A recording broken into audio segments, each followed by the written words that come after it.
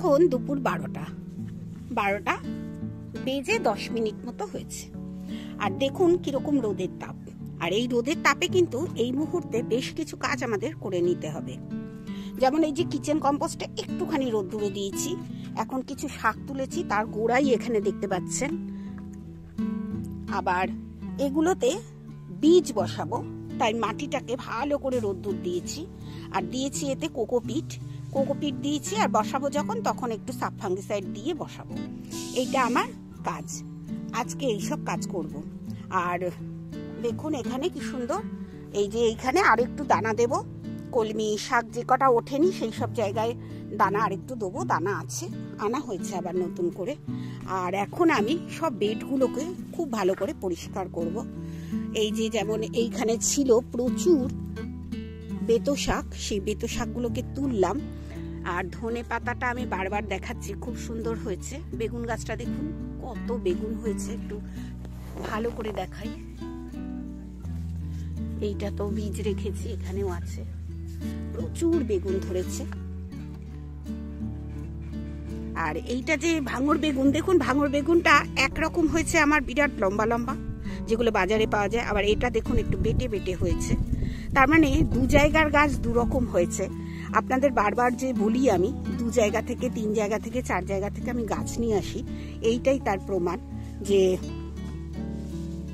বারবার অন্য অন্য জায়গা দিয়ে যদি গাছ নিয়ে আসা যায়, তবেই বোঝা যায় কত রকমের চারা আমরা ভুলভাল নিয়ে আসি। এটা যেমন আমার ভুলই হয়েছে, কিন্তু কি করে জানবেন? যখন চারা বিক্রি করে তখন তো আপনি বুঝতে পারবেন না, এবার যখন গাছ হবে তখন বুঝতে পারবেন। আজকে এই যে লাউ গাছগুলোর গোড়ায় ছিল সমস্ত মূলোর গাছ, এই মূলোর গাছ সব ফেলে দিয়েছি আজকে। ফেলে দিয়ে এখানে একটু জৈব সার দেব। আর এই সারটা দেওয়ার পর এর ওপর আর একটু লাল শাকে ছড়িয়ে দেবো বীজ। এই দেখুন এই গাছটা কিন্তু বেশ বড় হয়েছে, এখনো কিন্তু আমি বেগুনগুলো তুলিনি, আজকে তুলবো ভাবছি। আসলে যেদিন প্রয়োজন পড়ে সেদিনই হয়।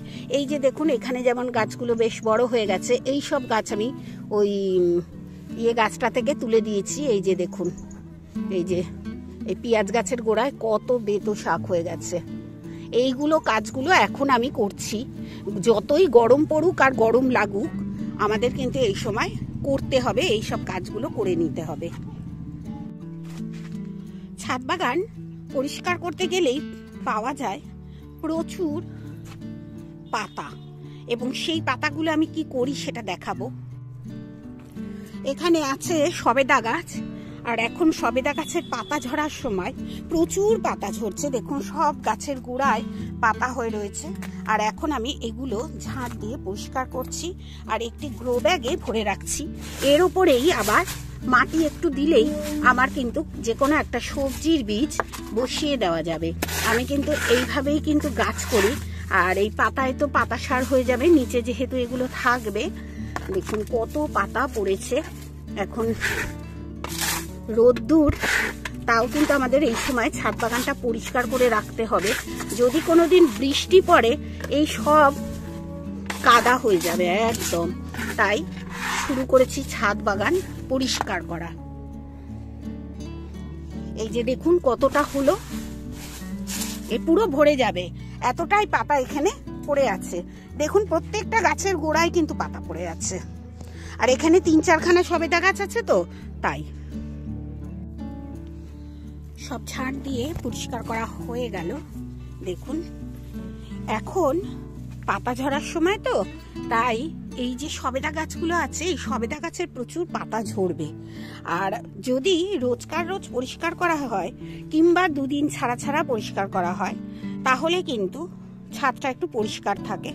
আর আমি তো আজকে বীজ বসাবো বলে মাটিটা রোদ্দুরে দিয়েছি। মাটি কোকোপিট আছে, আর কিচ্ছু নেই। মাটি মানে আমার ওই যে মাটিগুলো আমরা গাছ বসিয়েছিলাম সেই মাটি, নতুন কোনো মাটি নয়। 1 গেল। 2 হচ্ছে এই দেখুন কত পাতা। একটা এত বড় গ্রো ব্যাগ, এটা কিন্তু 12 ইঞ্চির গ্রো ব্যাগ, পুরো ভরে গেছে, এতটাই পাতা। কিচেন কম্পোস্ট কিন্তু আবার নতুন করে আমরা তৈরি করছি, না করলে হবে না। এতে যে কিচেন কম্পোস্টটা ছিল সেটা হচ্ছে এটা আমরা রোদ্দুরে দিয়েছি। এই দেখুন ভিজে আছে বেশি, রোদ্দুরে দিয়েছি। এবং যখন আমি আবার কপির মাটি তৈরি করব, এই কিচেন কম্পোস্টটা মিশিয়ে দেব, তাহলে আমার সুবিধা হবে। এইভাবে কিন্তু আমি ছাদ বাগান ঠিকঠাক করে রাখি। আর এরপরেও অনেক কাজ আছে, এরপর জল দেব। দেখুন গাছ আস্তে আস্তে ঝিমোচ্ছে। আর বেশ এখন কিন্তু 1:30 বাজে, মানে 1:30 বাজে। এইখানেও পরিষ্কার করেছি। প্রচুর রোদ্দুরের তাপ, কাজ করা মুশকিল হয়ে যাচ্ছে ঠিক এই সময়। এই সময় থেকেই যদি কাজ করা মুশকিল হয়, এরপরে কি হবে সেটাই হচ্ছে কথা। এরপর আমি গাছে জল দেবো, পাইপ ঠিক করে রেখে দিয়েছি। গাছে জল দিয়ে তারপর কি কাজ করি আপনাদের দেখাবো। গাছে জল দিতে দিতে অনেক বেলা হয়ে গেছে। এখন আর মানে সবজি যেটুকুনি আমার তোলা আছে তাই দিয়ে রান্না করব। আর এখন এই যে মাটিগুলো, এগুলো ভরে নেব, কারণ আমি বীজ বসাবো। এবং এই যে গাছটা, এরকম আরো একটা গাছ আছে, 3খানা গাছ। একটা দেখুন দূরে, ওই যে ওইখানে বসিয়ে রেখেছি। আর এই একটা আরো একটা গাছ আছে, আমি দেখাই। এই দেখুন, এটা ফুল আসেনি, ওই জন্যে এটা এখন বসাচ্ছি না, একটু ফুলটা আসলে বসাবো।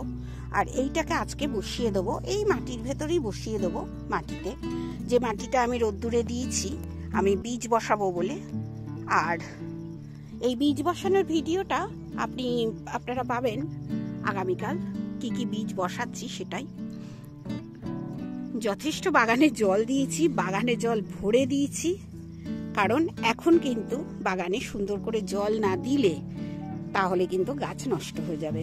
এবার যে গাছে, এই যে দেখুন, এই সাদা জামে প্রচুর কুঁড়ি এসেছে, মানে মুকুল এসেছে বলি, মুকুল এসেছে। এই মুকুলগুলো যদি কম জল থাকে কিংবা জল যদি একটু টান পড়ে যায় গাছে, তাহলে কিন্তু ঝরে যাবে।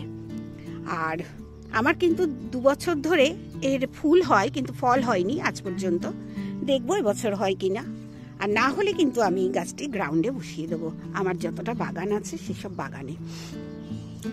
আর এখান থেকে দেখুন বেগুন তো দেখতেই পাচ্ছেন।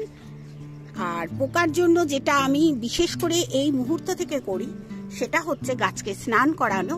গাছ স্নান করালে যদি কোনো পোকা লাগে, দেখুন আমি কিন্তু স্নান করিয়েছি গাছ, আর যদি কোনো পোকা লাগে তাহলে কিন্তু পোকাগুলো ধুয়ে যায়। এই জন্যেই গাছ স্নান করাই আমি। আর গাছ যদি স্নান করাবেন, পোকাটা কম লাগবে, পিঁপড়ে হলে পিঁপড়ে চলে যাবে, অনেক কিছুই আমি দেখেছি। গাছ যদি আপনি ভালো করে স্নান করাতে পারেন, তাহলে কিন্তু আপনার গাছ অনেক ভালো থাকবে। আর এই সব পাকা পাতা এই বেগুন গাছে সব ফেলে দেবেন, এগুলোর তো কোনো প্রয়োজন আমাদের গাছে নেই। আর হনুমান খাওয়ার পর কিন্তু গাছে ফুল আসছে না।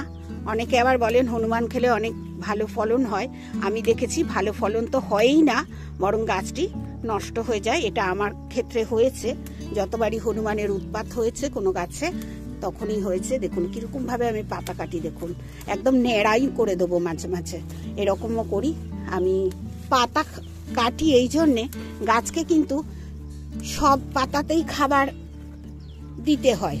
এবার গাছ যে যত পাতা আপনি কমিয়ে দেবেন, যে পাতাটা আপনার দরকারই নেই সেই পাতাটা যত কমিয়ে দেবেন, তত কিন্তু আপনার এই গাছ ঠিক থাকবে। কারণ এখন তো গরমকাল, গরমকালে যত পাতা থাকবে তত না গাছ জল চাইবে, সেই জলটা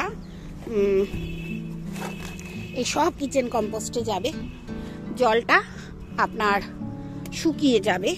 আবার গাছে দেখুন আমি কি দিই, ভাত দিই। এই যে ভাত রয়েছে, ভাত ব্যবহার করি আমি। আমার যদি ঘরে ভাতটা নষ্ট হয়ে যায়, সে ভাতটা আমি কিন্তু গাছে ব্যবহার করি। আর যে গাছটা একদম ভেঙে দিয়েছিল, দেখুন গাছটা কিন্তু আর বাড়ছে না, জানি না এখন। আমার খুব দুঃখ লাগে, গাছ কষ্ট পেলে আমারও খুব কষ্ট হয়। আসলে আমরা এত ভালোবেসে ফেলি গাছকে, তাই গাছের কষ্ট হলে আমাদের তো কষ্ট হবেই। আপনাদের কেমন হয় বলবেন? আমার তো ভীষণ কষ্ট হয়। আমার মনে হয় হনুমান যদি না আসতো হয়তো গাছটা খুব ভালো থাকতো, এখন আমার সেটাই মনে হয়।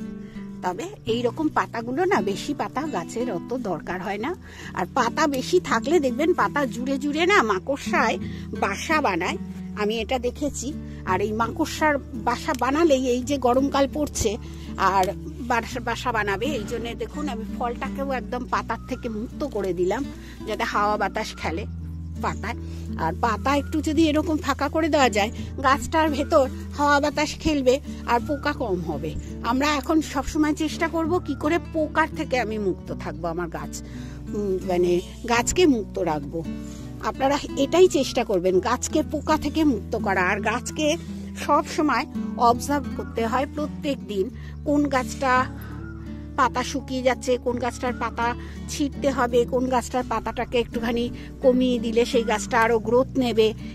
এইগুলো অবজার্ভ করতে হয়, আপনাদের প্রত্যেককেই করতে হবে। আর শুধু এই যে মাকড়সার যে বেগুন গাছ বলছি, বেগুন গাছে এই যে শুধু হয় তা নয়, কিন্তু আমি দেখেছি ওপরের লেবু গাছেও আমার মানে দুটো পাতা জুড়ে জুড়ে মাকড়সার বাসা বানিয়েছে। আর এইগুলো করলেই তো মানে তখন মনে হয় ওষুধ দিতে হবে, কিন্তু আমার তো ওষুধ, আমি সত্যি কথা বলতে ওষুধ ব্যবহার করতে আমি একদমই পছন্দ করি না। তাই সবসময় চেষ্টা করি কি করে গাছটাকে আমি সুস্থ রাখবো আর ভালো রাখবো।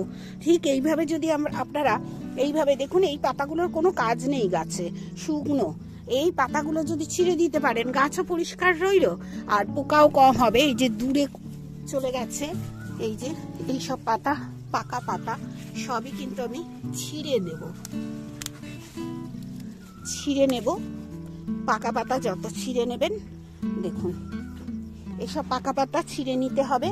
আর গাছ স্নান করালে কি হয়, এই যে তলায় তলায় দেখবেন, আপনাদের গাছেও দেখবেন পিঁপড়ে হয়। আমার গাছে হয়েছে দেখেছি, তাই কিন্তু আমি 2 দিন ধরে স্নান করাচ্ছি খুব বেশি করে জল দিয়ে।